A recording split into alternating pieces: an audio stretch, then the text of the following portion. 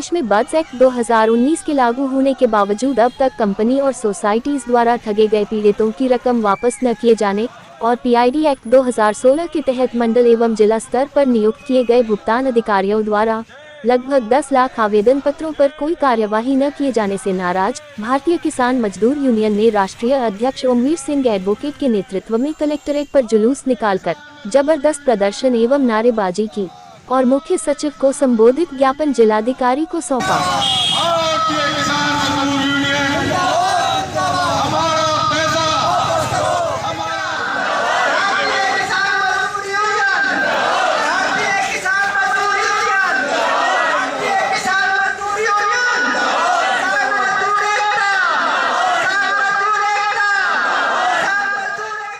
भारतीय किसान मजदूर यूनियन ने ज्ञापन के माध्यम से मांग की कि मुरादाबाद जिले में दिसंबर 2022 से मार्च 2023 तक जिले और तहसील में विंडो खोलकर भुगतान हेतु ठग कंपनियों द्वारा ठगे गए पीड़ितों के लगभग 10 लाख आवेदन लिए गए थे।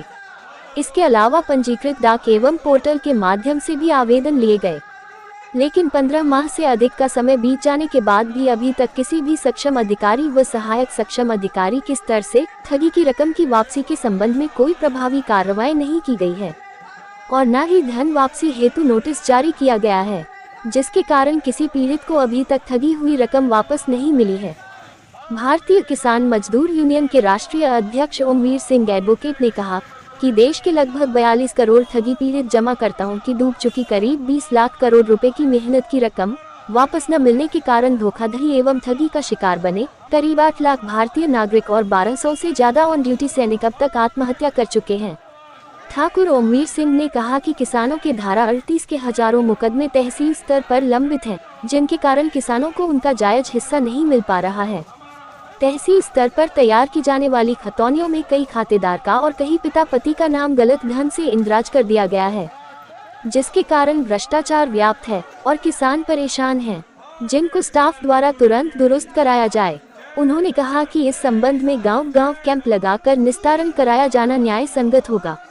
उन्होंने बिलारी आपूर्ति कार्यालय में व्याप्त भ्रष्टाचार के बारे में भी प्रशासन एवं शासन से कार्यवाही करने की मांग की।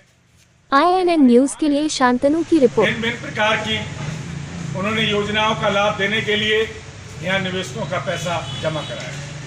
हिंदुस्तान में 42 करोड़ लोग हैं कि जिनका पैसा इन चिट फंड कंपनियों के पास जमा है। ये 42 करोड़ देश के लोगों की समस्या है। 42 करोड़ के देश की समस्या को देखते हुए भारत सरकार ने बड्स एक्ट एक कानून बनाया।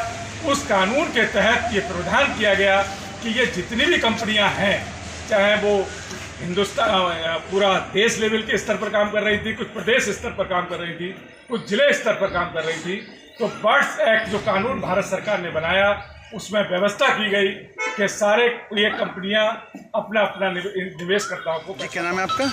मैं ठाकुर ओमवीर सिंह, राष्ट्रीय अध्यक्ष भारतीय किसान मजदूर यूनियन। जी ओमवीर जी, आज जो आपने ज्ञापन दिया है क्या माध्यम था? देखिए, भारतीय किसान मजदूर यूनियन बहुत लंबे समय से चिट्स फंड जो कंपनियां थी जिन्होंने तमाम लोगों का देश पैसा निवेश किया, उनके खिलाफ लड़ाई लड़ रही है। आज उसी के तहत हम ये ज्ञापन देने आए हैं, क्योंकि चिट्स फंड कंपनियां 42 करोड़ लोगों का पैसा निवेश करने के बाद उन्हें दूसरी भाषा में ये कहेंगे भाग गई हैं, हिंदुस्तान के अंदर मौजूद हैं, लेकिन उनकी तमाम संपत्तियां भी हैं उन कंपनियों की।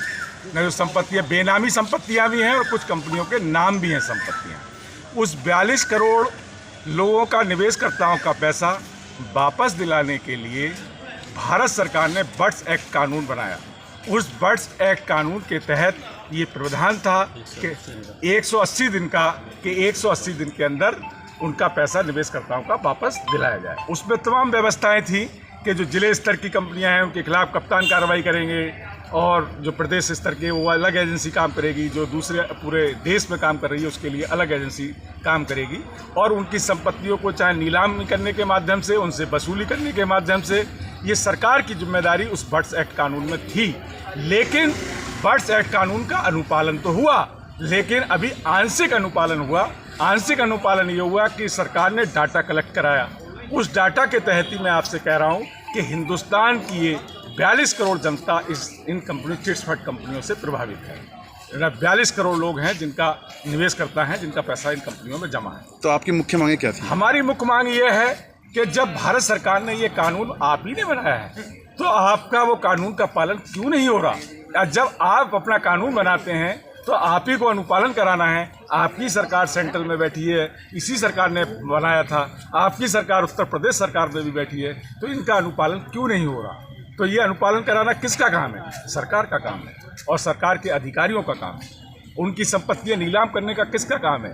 सरकार के अधिकारियों का काम है। मैं माननीय मुख्यमंत्री जी से कहना चाहता हूं कि तमाम माफियाओं को बुलडोजर चलाने का काम कर रहे हो, बहुत सराहनीय काम है, लेकिन जो चिट्स फंड्स कंपनियों के जो हजारों करोड़ रुपए के ये बहुत बड़े वाले माफिया हैं, ये साइलेंट माफिया हैं जो दिखाई नहीं दे रहे हैं हमें, कई हजार करोड़ रुपए कंपनियों के पास जमा है। तो माननीय मुख्यमंत्री जी, हमारी इतनी सुन लो हमारे निवेशकर्ताओं की कि इन कंपनियों के खिलाफ भी बुलडोजर चलाने का काम कर लीजिएगा, तो हम मानेंगे कि आपकी बहुत बड़ी निवेशकर्ताओं के लिए बहुत बड़ी उपलब्धि। निवेशकर्ताओं ने पाई पैसा लगाया था कि किसी ने 10,000, किसी ने 20,000 कि मैं अपनी लड़की की शादी करूंगा, अपने बच्चों को पढ़ाने के लिए व्यवस्था करूंगा।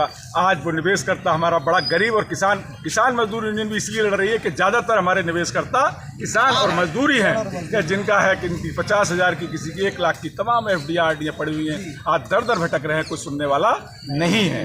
तो भारतीय किसान मजदूर यूनियन ने अभी SDM बिलारी को भी ज्ञापन दिया था, अभी 26 तारीख को उनको माननीय मुख्य सचिव जी के लिए। आज भी हम जिलाधिकारी महोदय के लिए ज्ञापन देने आए हैं, जो कि माननीय मुख्य सचिव जी को प्रेषित है, और हमारी विशेष मांग यही है कि हमारे निवेशकर्ताओं का पैसा वापस दिलाया जाए, बट्स एक्ट कानून लागू किया जाए।